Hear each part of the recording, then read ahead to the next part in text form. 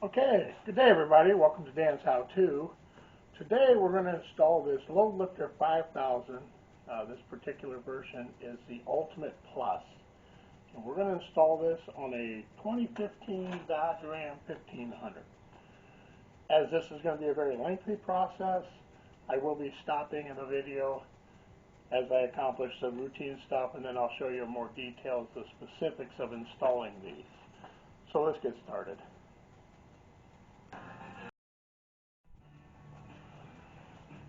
Okay, so as you can see, we've got the tires off, we've got the inner fenders out, wheel wells out.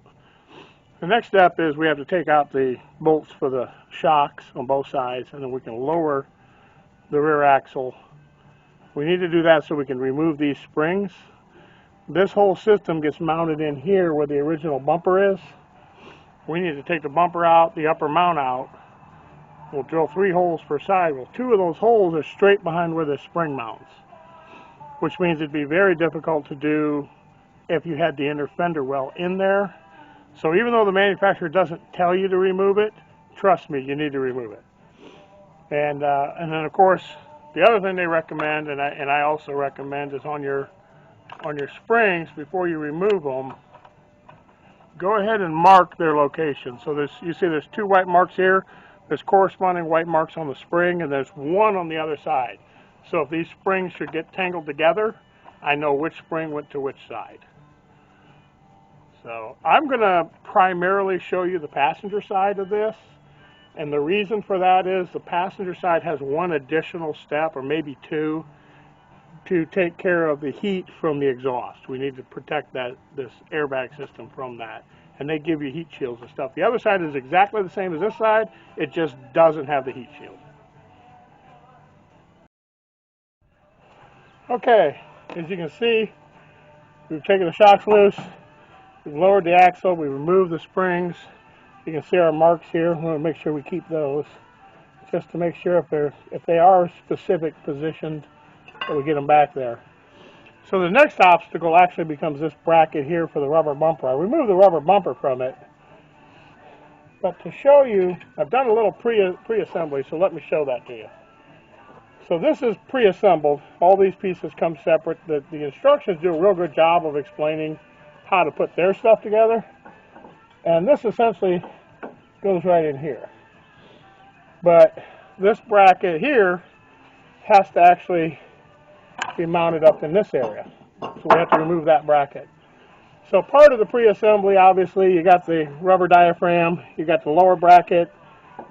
This super kit comes with stainless steel for around this, rubber diaphragm, top and bottom, stainless steel braided hoses, which I really like. They still have regular carbon steel plates, but for the most part, it's a much better kit than the lower priced ones. And like I said, this one just slides up in here, and that all just gets bolted on. That's easy. So the upper bracket becomes the tricky part. So let me move this out of the way. I'm going to have to clean off this pad down here and make sure that fits. Yeah, there we go. That sits level. Got a little bit of that rubber bumper on there. So this is the upper bracket. And the upper bracket has this bolt in the middle, and you have to assemble this, but you want this so it can move. And the idea is, up underneath this shock mount, there's a hole. And this bolt goes in that hole, and that aligns you this way. And then all you have to do is slide it all the way back against the frame here, and then we'll have to drill a hole from the back, from over here, up to mate with this hole, and then 2 holes here, and they go through the side frame. And they use self-tapping screws, so it's all pretty generic.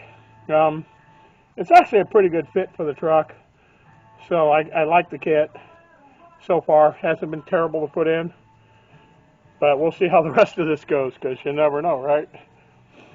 So I'm going to go ahead and cut these out, and then after I cut those and drill and tap everything, then what I'm going to do is I'm going to give a spray coat of undercoat real quick, and then I'm going to bolt this on, and then I'm probably going to hit it with undercoat again just to cover the outside of the bolts, just to help make sure that we don't induce rust in this. That's the plan. Okay, so now we can see I managed to get that shock mount out of there. I've got it ground flush. This hole right here is the one I was talking about where that sliding bolt on the bracket goes. And that just helps you get it aligned. So, but I can't tell you how much fun it is trying to get in here with a grinder and cut all that out. But the rest of this process, let me see if I can reach my bracket here. Get it over here where I can get to it. And I apologize from underneath the truck, filming and doing. So here we go. Here's the bracket. Well, I'm going to move that bolt out a little bit. So it has that bolt in there that slides, and that bolt goes right up in that hole. And once you get it up in that hole, once you push it up and in, that's where it's got to be. There's no other position that this can go in. So that's what you get. Alright, so we've got it all ground. We've put the bracket in place. We've drilled and used the, move this over here, maybe see a little better. See the holes. And now we're ready to just put the rust proofing on, install and torque the bracket in place. Well, as you can see, everything goes as planned. So as I was put the rust inhibitor on, I was bolting the plate in, and that hole right there stripped out. So I actually just moved over to the end of that slot and reinstalled and torqued it there. So it's more center on the pad. Hopefully that's good enough for them. Not, that's my truck. Okay, so we've got the mount in and torqued. I also rubber coated that again. And then this is the only difference between the two sides, is there's this heat shield you need to install to keep the exhaust heat away from these rubber bladders. But other than that, it's exactly the same on the driver's side as this side. And now we'll go ahead and install the main unit. This is the hard part. Now comes the easy part. Okay, we're ready to put the main bellows in. The way this works is there's two slots up front, and those correspond to these two holes. And then there's just these catch tabs on the back. So this literally just goes in and hooks underneath the back and then goes through those holes. Now, the hole up front here is a unique little challenge because it's behind all these trailing arms, but with a long extension you can get in there and install these. So it's not terribly bad. And then you keep going there now. Put that one in, and you start the other one. Down back in. Hopefully everything lines up the way it's supposed to.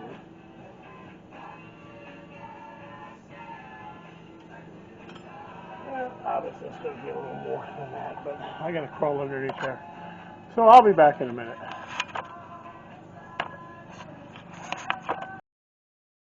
Okay, so we've got it mounted on the bottom.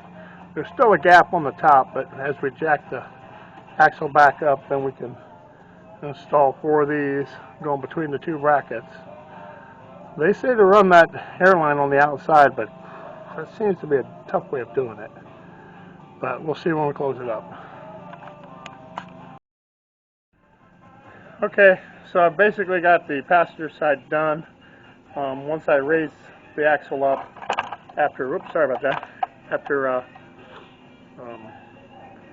doing the other side, which would probably take me 3 or 4 hours to cut that out and grind it, do everything I did over here. But it's basically the same thing except for the heat shield on this side. But as you can see here, I'm curious about this. They specifically tell you in the instructions to run the air lines to the outside, and this is running right into the spring. It's very close tolerance in there.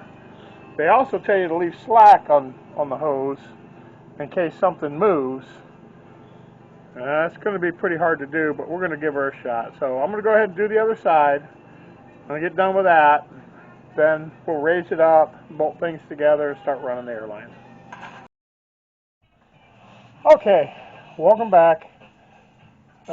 a little explanation here. I did get the other side caught up to this side, get the axle raised back up in there. The next step is to tighten down, get that moved out of the spring. Tighten up these top bolts. And you install the bottoms. You know, there's one bolt through this lower section. You got to get a deep weld and an extension in there, but not real bad. It just hooks on the other end. So the bottom side of this is real easy.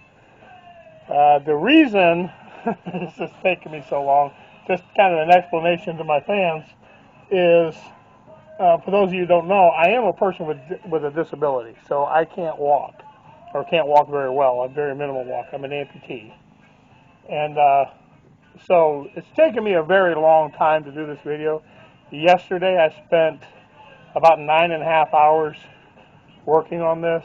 So just as an explanation, I know you're getting just a lot of little quick clips, and hopefully that gives you the confidence that you can go ahead and do this. Like I said, the hardest part is this top bracket.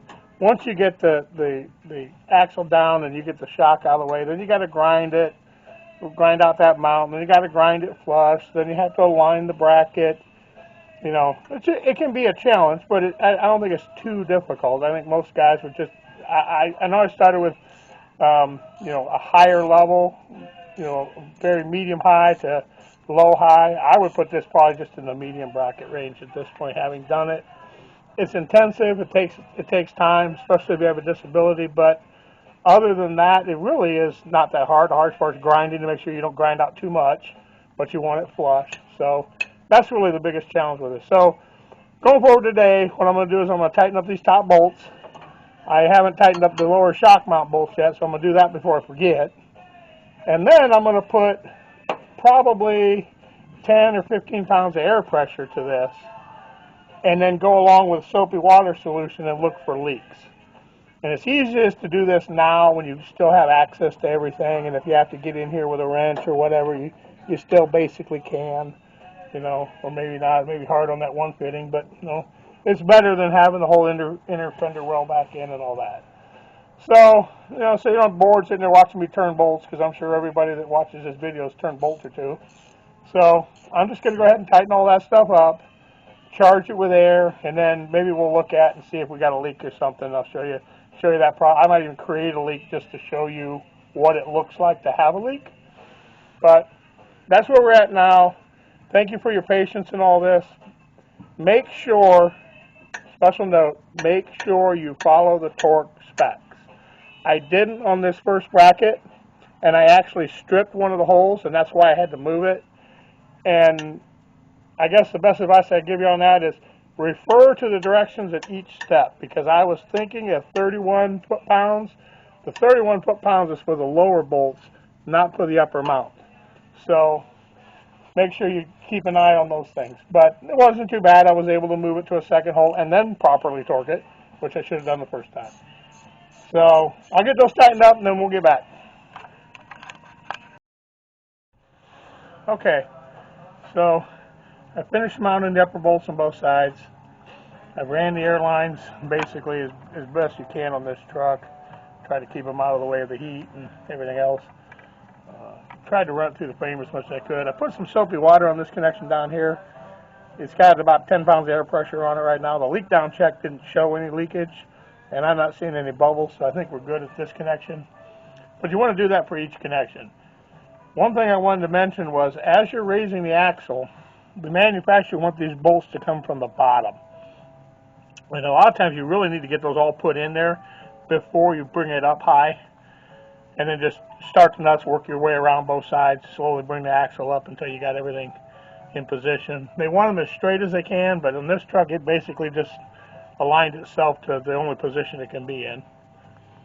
And then of course we torqued them all down. You can't really get a torque wrench on a lot of that, so 31 foot-pounds with a open-end wrench is a good tug. Really good tug. So other than that, we're going to go ahead and just run the air lines to the back. We're going to run them out by the plate, and after that we'll check all the rest of the connections. If I see one that's leaking, I'll let you know. I'll show it to you. But basically you'll just see, and you can use Dawn and a bottle of water. That's what my wife set up for me. Spray bottle usually works better, but you can get enough in there that it will definitely do the test. And if you have any loose connections, you need to tighten them. These need to stay at the inflated pressure that you set them at. And the manufacturer recommends a minimum of 5 psi, but it can go up to 100 depending on your load.